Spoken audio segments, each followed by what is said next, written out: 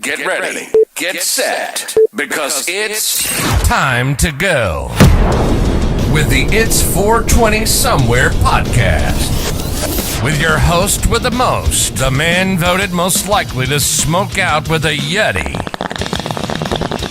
Mr. Brian Brown. Mr. Brian Brown.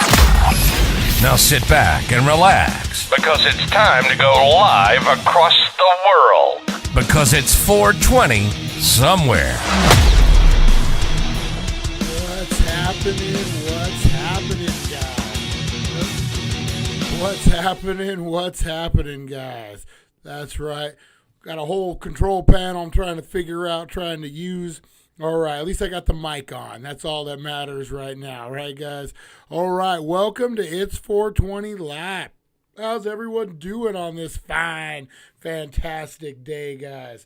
Oh, Movie Monday. And we got a great one for you. Let me scooch this sucker back there. Maybe we push that one up. There we go. All right, we got a great one for you today, guys. We got Movie Monday. And we're looking at the classic, the Stephen King classic, CuJo. And if that wasn't enough, guys, we have the star of CuJo herself, Dee Wallace. Dee Wallace, you may know her as everybody's mom in the 80s. She was E.T.'s mom. She was a CuJo's mom. She was the mom in all sorts of crazy stuff.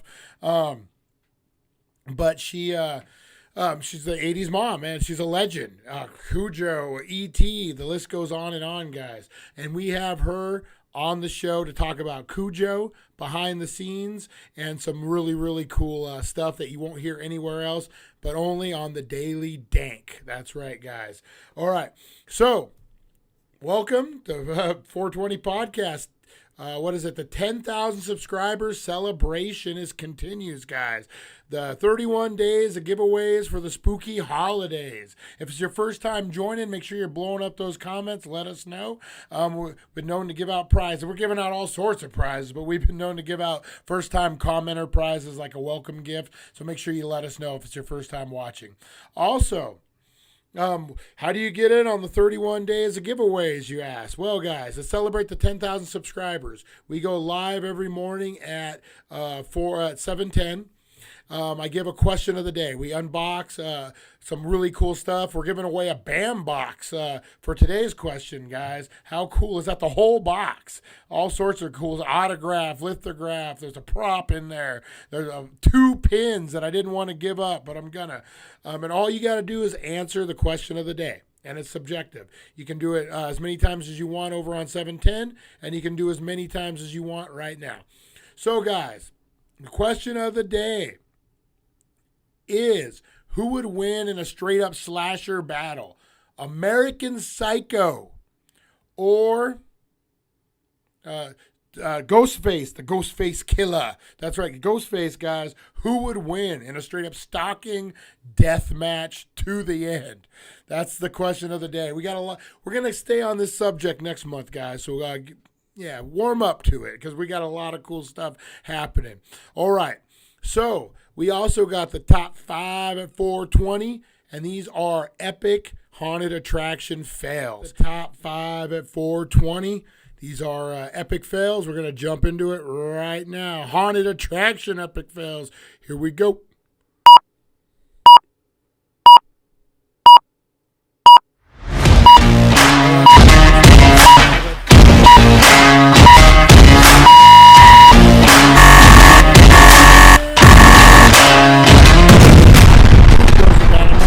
Top 420 brought to you by the Healing Center of Needles, 1400 Needles Highway, Needles, California. Save some green on some green. All right, now remember, guys, these are pitch black. They cannot see what's in front of them. Look, he thinks he sees something. Oh, and he just figured it out. Oh, I love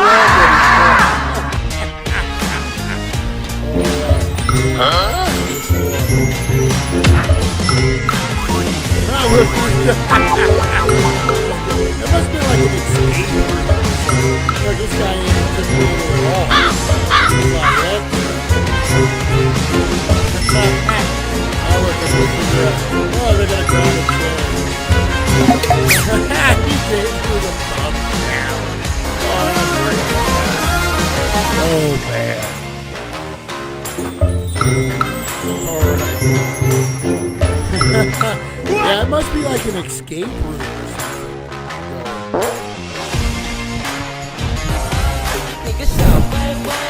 I just heard the mic work.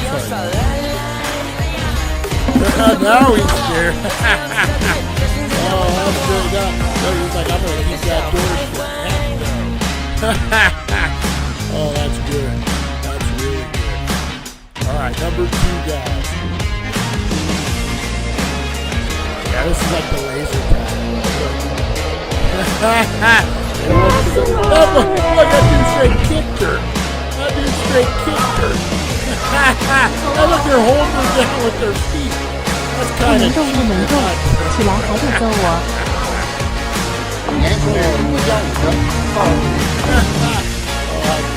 All right, number 1, guys.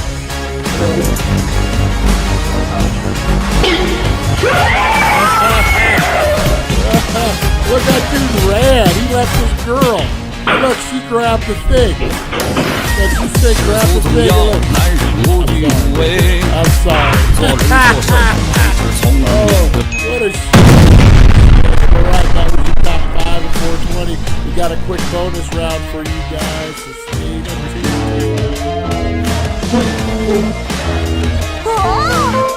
I got scared by his own reflection. I couldn't watch this. Oh, that's freaking awesome. All right, guys. That was your top 5 at 420. What are you guys getting into today? We got a few seconds down, counting down. What's everyone smoking on? What everyone's getting into? I got a $35 half ounce of, I believe, orange mandarin cookies from the Healing Center that I'm working on. And boy, it is fire, fire, fire. I'm getting ready to load up that, guys. But just in case you didn't know, it's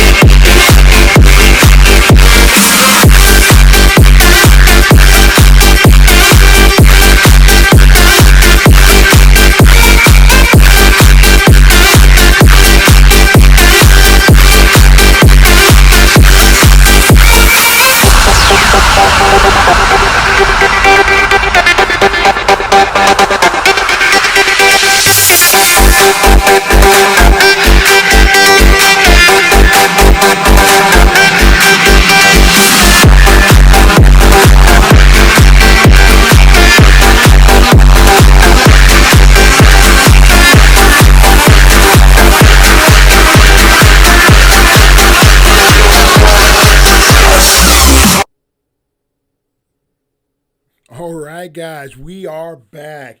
How is everyone's 420? How is everyone doing? How is everyone getting down? What were you guys smoking on? Let me know. Blow up those comments, guys. But as you know, it's Movie Monday, and we're getting down. We're getting excited. We are looking into CuJo, guys, the Stephen King classic. We're going to jump right in there. We're talking to Dee Wallace, the star. What? Oh, and stay tuned. We have an autograph from Dee Wallace to give away, a CuJo autograph. Holy shit. All right, guys, we're jumping into it right now. Hey, what's up, guys? Welcome to another action-packed episode of 420 Enhanced Movie Review. I'm your host, Brian Brown, and we are getting ready for a good one, guys. It's October. We're sticking with the horror genre, as if we don't anyway, but we're sticking with the horror genre this month, guys, and we're getting into a horror classic. When I say classic, I don't use that word lightly. We are getting into the legend, Stephen King's CuJo.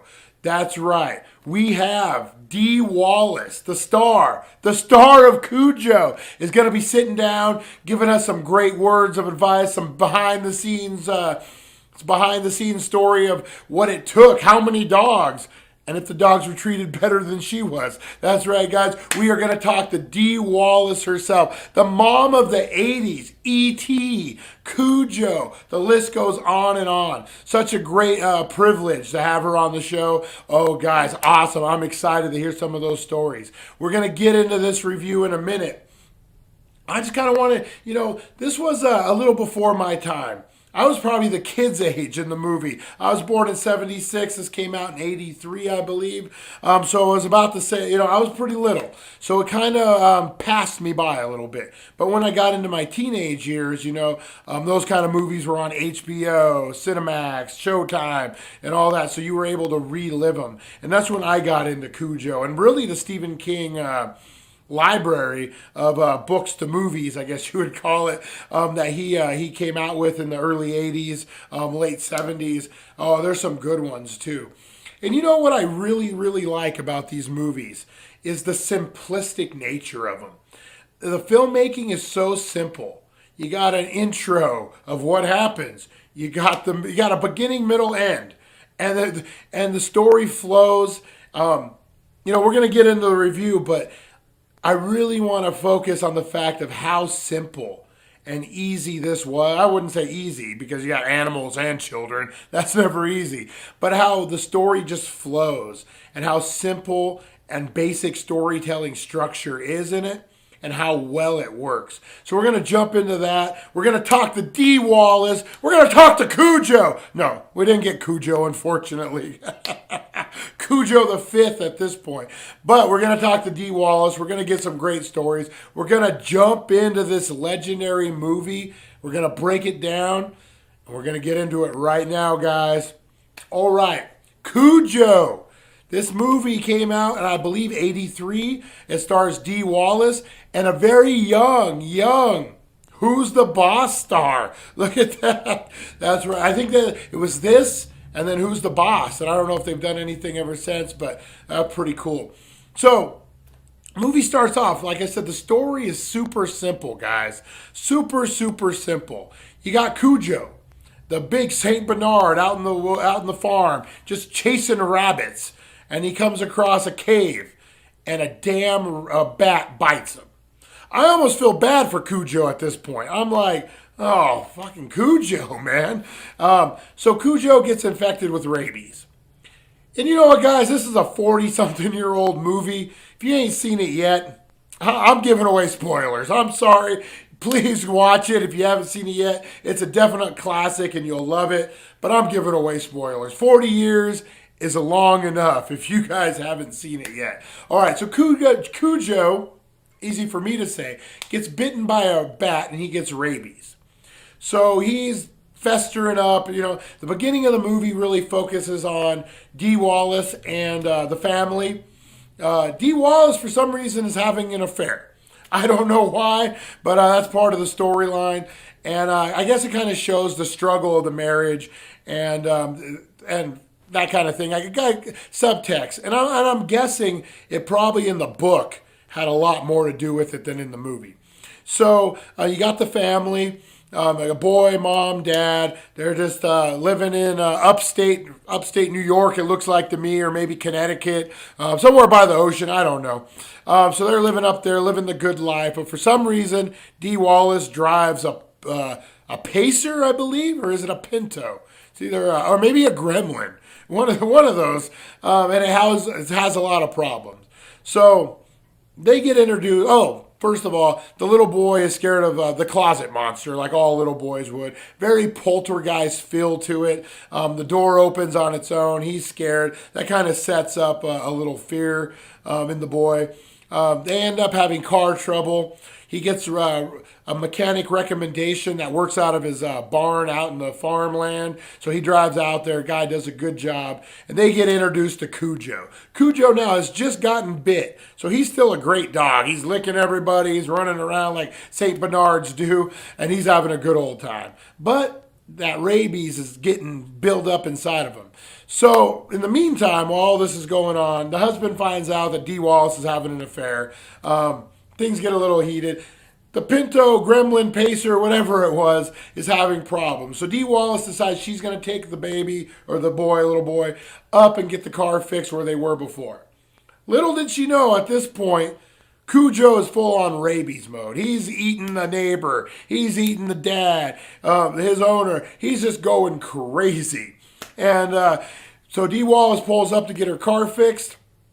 Guess what, guys? CuJo meets her, and it's on. He traps him. He's trying to get at him. He hates loud noises, and he's going at it. They're trapped in the car. You know, it all ends up working out for them. They figure out a way to save it all, and they save the day. Woo-hoo! You guys know how it goes.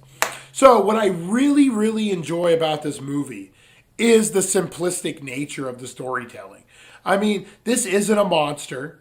This isn't some supernatural freak that just got, like a scientist was experimenting with them and now it's a killer dog. No, this is a normal St. Bernard that gets bit by a bat because he's being a normal St. Bernard. And he ends up getting rabies and he goes nuts. Like, that could really happen, especially with a giant dog like a St. Bernard. And I think that's one thing Stephen King does so well in his writing, is that he puts up scenarios that are very, very, very possible. Like, let's say, The Stand. COVID, guys. I mean, if COVID was any worse, we could have been, that first round, we're not going to get into debates about, I already said COVID, I could be in trouble with YouTube, but we're not going to get into debates on whatever. But that first round did hurt a lot of people. So now imagine if something else popped up that was super deadly and spread like something like COVID spread. Now, I mean, Stephen King isn't off on a lot of his stuff. He does do a lot of good supernatural, your Pet Cemetery, Carrie, but he does a lot of good suspenseful things that are real. Misery, that could very, very, very well happen. And just like CuJo. And that's what I think the sense of disbelief is suspended because it could happen. And you're submerged in this world. And one thing I really found interesting too is here you are, the 70s and the 80s. You're kind of separating. And the women's movement was a big, big issue at that point too, where you had women becoming career women, but then you still had women that were falling back and doing things like working on the farm with an abusive husband. No spoilers, but the farm guy, I think, was a little abusive. It's implied. She's trying to get the heck on out of there.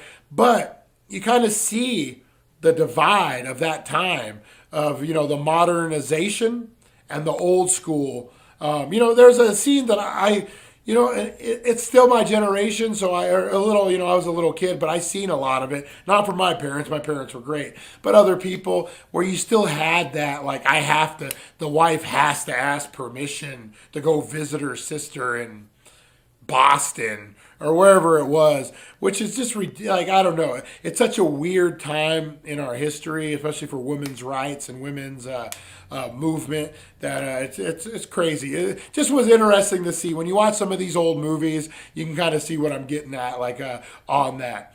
So what I'm going to do, guys, I'm going to rate CuJo. I'm I'm going to give it 2 blunts up. I think it holds up. It's a simple story. It's a simple film, but it's complicated with the, it flows so well. It's going to scare you. You're going to do a couple jumps. Oh, man, I would get completely baked and turn off all the lights. Flip that surround sound on and just focus in on CuJo. And I guarantee you, you're going to come out of your skin a couple times. You're going to jump. Stephen King does it. Stephen King is timeless. And I think this film is kind of timeless too, guys. It, like I said, such a simplistic story, but it works, and it works well. So 2 blunts up for CuJo, guys. All right. Now, with that being said, how well was CuJo treated? Well, according to Dee Wallace, was treated a lot better than she was. Oh, we got some stories. We got Dee Wallace in the house, guys. We're going to break up this review and talk to the star right now. Dee Wallace. Hey guys, it's Dee Wallace, and I want to congratulate Brian and the Daily Dank on 10,000 subscribers.